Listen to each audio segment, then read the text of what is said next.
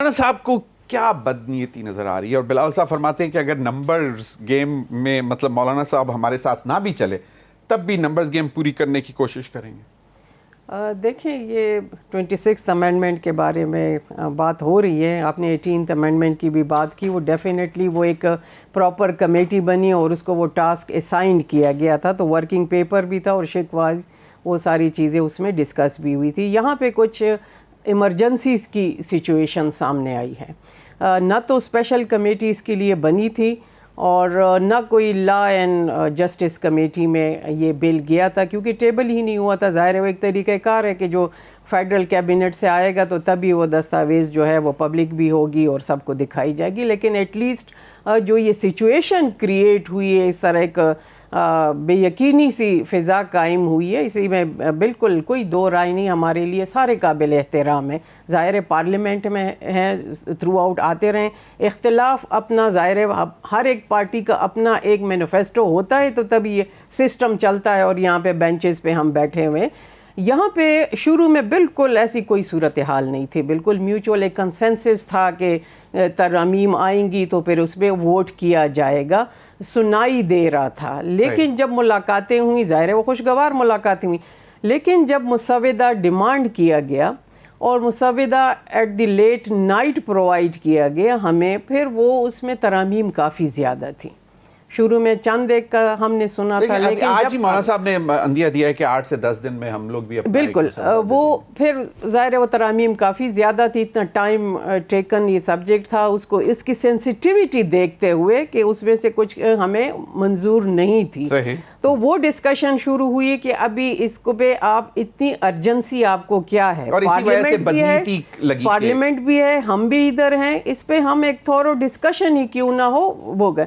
لیکن وہاں سے مسلسل یہ ہو رہا تھا کہ نہیں آج, کیونکہ حکومت تیار تھی, انہوں نے اپنے ووٹ ممبر سب کو آن لائن کیا ہوا تھا کہ یہاں پہ ہوگا اور آج ہی ترمیم کا بل پیش کیا جائے گا. ہفتہ اتوار آپ کو پتہ ہے کہ چھٹی کا دن ہوتے, لیکن اس کے بعد پھر ان چیزوں کو دیکھ کے جو ایک حقیقت آشکارا ہوئی, میں خود اس کمیٹی کی ممبر ہوں, چشمدید گواہ ہوں, اور یہ سب کچھ ہمارے سامنے تھا. یہ اتنا ان یوزول شروع سے نہیں تھا, لیکن بعد میں جو حقیقتیں کھلتی گئیں تو اس میں تھوڑا سا یہ شائبہ ہوا کہ میں بھی اس میں کچھ ایسی چیزیں ہیں کہ جو کہ اس وقت ٹائم اسپیسیفک یا شخصیات اسپیسیفک کے حوالے سے, اور خاص کر وہ دوسری پارٹی جو ہمارے ساتھ اپوزیشن میں بیٹھی ہوئی ہے, تو اس وقت کے جب کمیٹی میں یہ ڈرافٹ ہمیں جو دیا گیا تھا اور جو دوسری مولانا, کیونکہ خبریں اڑائی گئیں کہ جی گورنرشپ کی, کے پی گورنرشپ کی بھی آفر کی گئی, کچھ وزارتوں کی آفر کی گئی, یہ دیکھیں, اور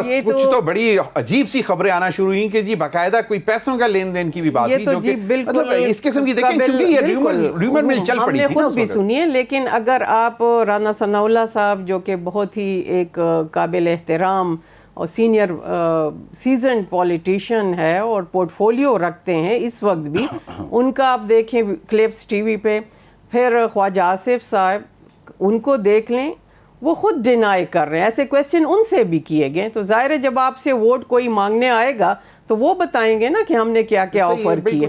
لیکن وہ ایک ریومر مل چل پڑی تھی, یوزول چلتی ہے, اور یہی بات ہوتی, یہ چیزیں پھر خرابیاں پیدا کرتی ہیں. ابھی جو کہا انہوں نے, جو مولانا صاحب نے آج ہی کہا کہ جو یہ آرڈیننس آیا ہے اور یہ اس پر باقاعدہ زرداری صاحب نے دستخط کی, اور وہ کو چیئرمین بھی ہیں اپنی پارٹی کے, تو انہوں نے کہا کہ یہ اب دوریاں پیدا کرے گی.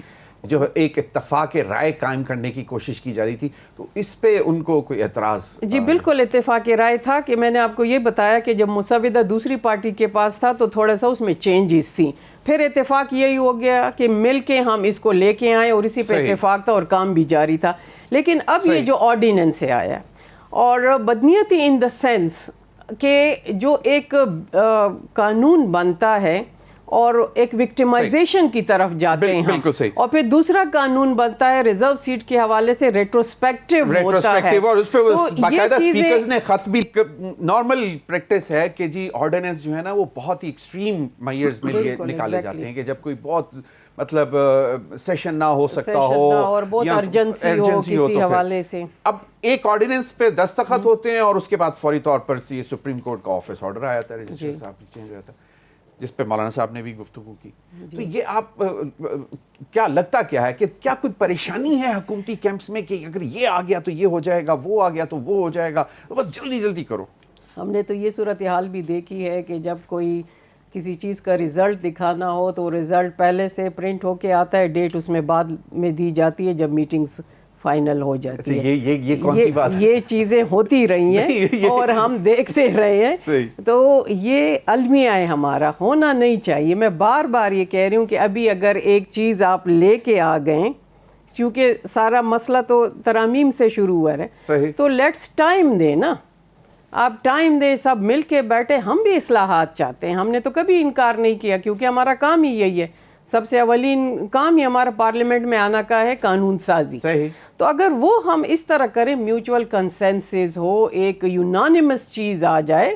چلو اگر اختلافی نوٹ بھی ایک دو آتے ہیں جو کہ آتے رہے ہیں, 18ویں ترمیم میں ہم بیٹھے تھے, کافی ٹائم لیا, لیکن پھر بھی کچھ چیزوں پہ ہمیں اختلاف ہے. لیکن یہاں پہ تو بیسیکلی ایک کانسٹیٹیوشنل کورٹ کی حوالے سے بات ہوئی, بالکل ہونا چاہیے. اتنے زیادہ مقدمات ہیں, مور دین 65,000 جو ہے سپریم کورٹ میں ہے. آپ نے مسودہ دیکھا تھا جی جو آپ لوگوں کو پیش کیا گیا, یا صرف سینیٹر کامران مرزا صاحب نے؟ کامران صاحب نے دیکھا تھا. پارٹی میں ڈسکشن جو 1 by 1 ہوئی ہے, ٹوٹلی تمام پہ نہیں ہوئی. ایک تو آئینی عدالت ہو گئی. آئینی عدالت سب سے بیسک ہماری ریزرویشن جو تھی, جو ہمیں دیا گیا تھا, وہ آرٹیکل 8 کلاس 2A پہ تھا, جو کہ ہیومن رائٹ کے حوالے سے تھا, جس میں ہم سمجھتے تھے کہ جو ہمارے بنیادی حقوق ہیں کسی بھی شہری کے, کیونکہ یہ کانسٹیٹیوشن ایسی چیز ہے جس پہ ہم حلف اٹھاتے ہیں, ہم قسم کرتے ہیں. بالکل, اور تو بیسکس ہیں جو کہ ابھی تک ان پہ کوئی چیلنج نہیں آیا. مطلب آرٹیکل 8 میں کوئی کبھی کسی نے کوشچن نہیں کیا. Social contract between the people of the Pakistan and the state,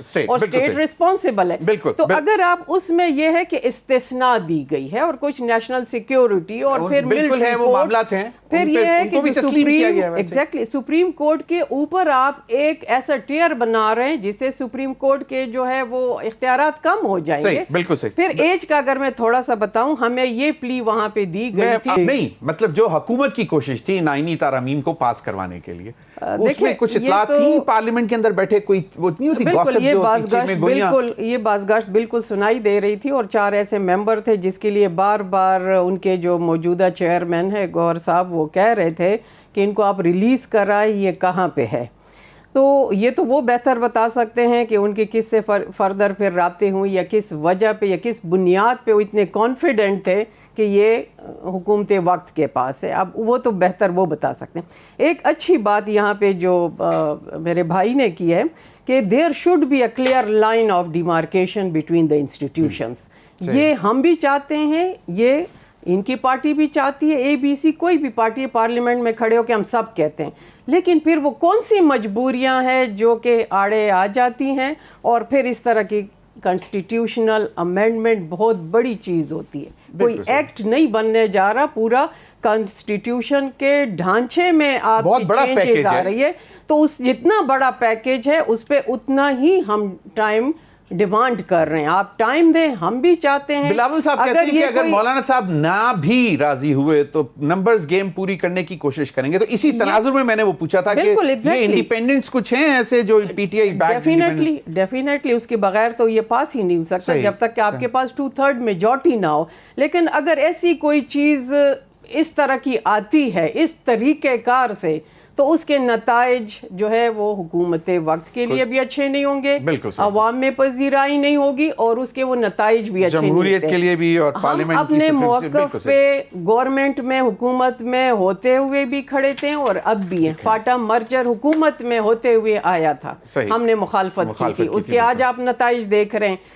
NAB قوانین کی ہم تھرو آؤٹ مخالفت کرتے ہیں, اب ساری پارٹیاں کرتی ہیں, جو بینیفیشری ہیں یا جو نہیں. 19th امینڈمنٹ بھی اسی طرح ہے. تو ہم کہہ رہے ہیں کہ عوام میں بھی پذیرائی